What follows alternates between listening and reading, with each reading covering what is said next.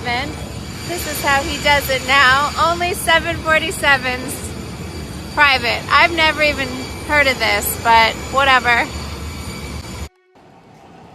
So, you know, just our room for the long flight.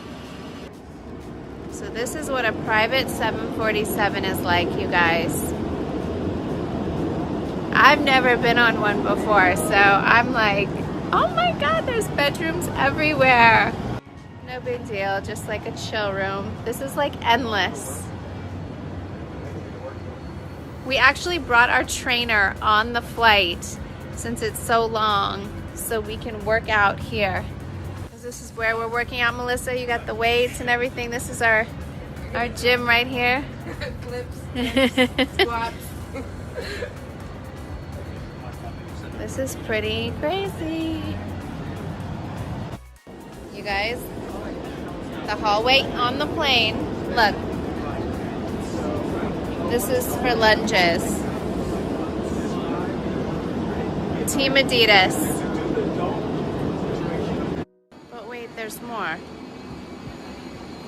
It's a double-decker.